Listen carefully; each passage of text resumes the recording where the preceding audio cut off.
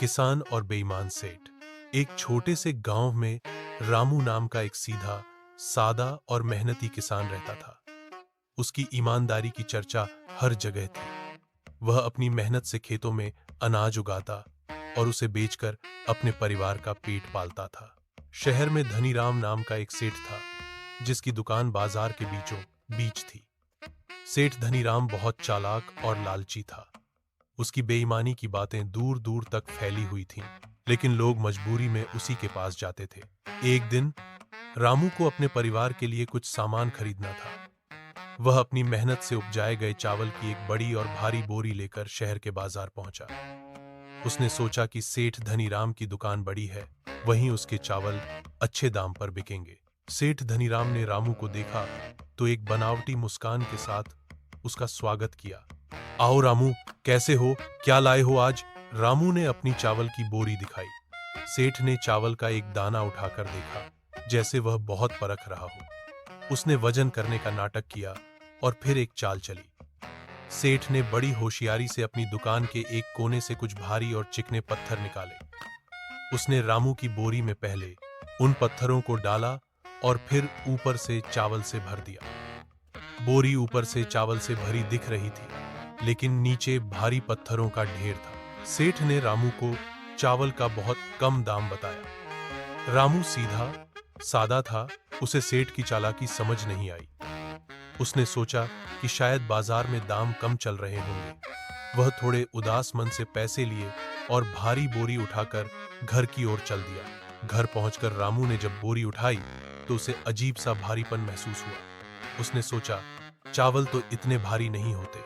उसने बोरी खोली और जब नीचे से चावल निकालने लगा तो उसके होश उड़ गए।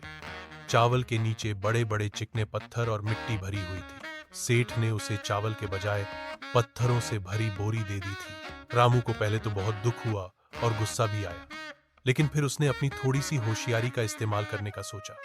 उसने मन ही मन कुछ तय किया। सुबह होते ही रामू उसी बोरी को लेकर फिर से सेठ धनीराम की दुकान पर पहुंचा।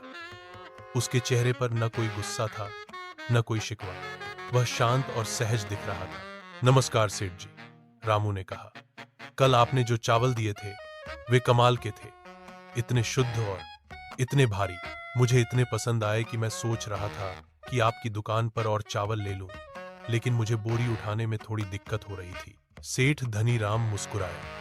उसे लगा कि रामू उसकी चालाकी समझ नहीं पाया और उसकी तारीफ कर रहा है। हाँ रामू, मेरे चावल बहुत अच्छे होते हैं। सेठ जी, असल में मुझे उस बोरी में एक चीज मिली जो बहुत ही अनोखी थी। मुझे लगा शायद गलती से गिर गई होगी।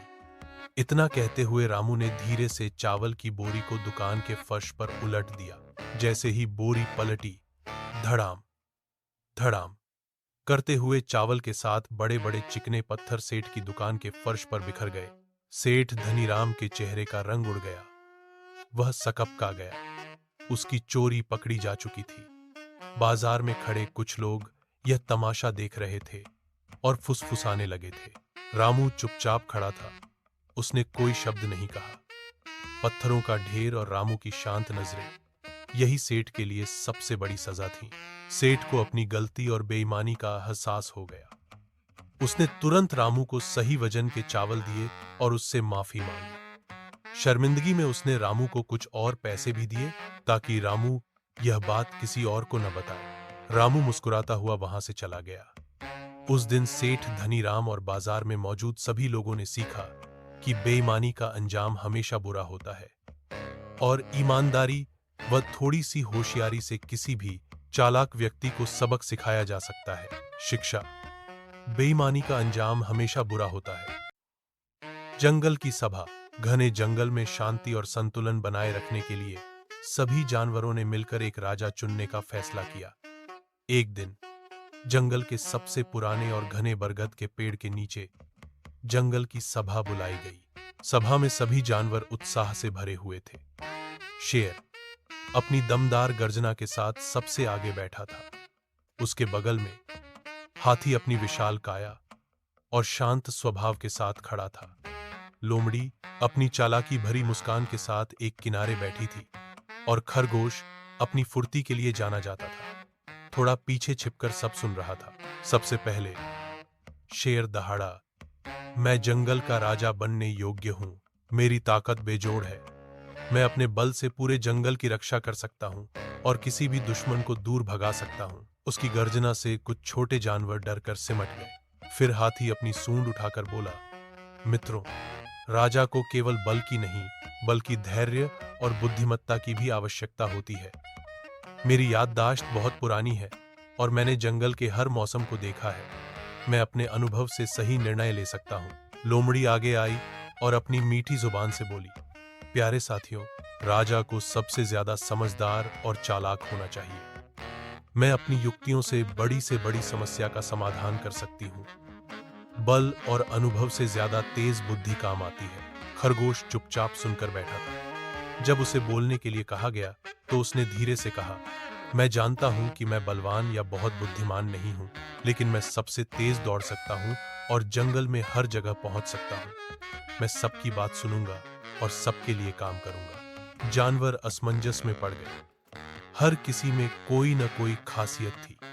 शेर की ताकत, हाथी का धैर्य, लोमड़ी की बुद्धिमत्ता और खरगोश की विनम्रता सभी महत्वपूर्ण लग रहे थे।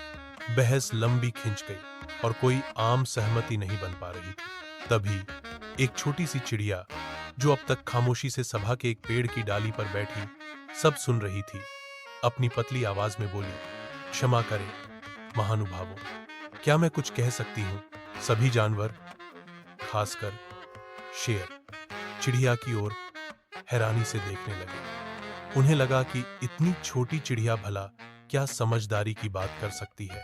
चिड़िया ने कहा, एक राजा केवल ताकतवर, बुद्धिमान या अनुभवी नहीं होता। उसे अपने सबसे छोटे प्रजा का दुख भी समझना आना चाहिए।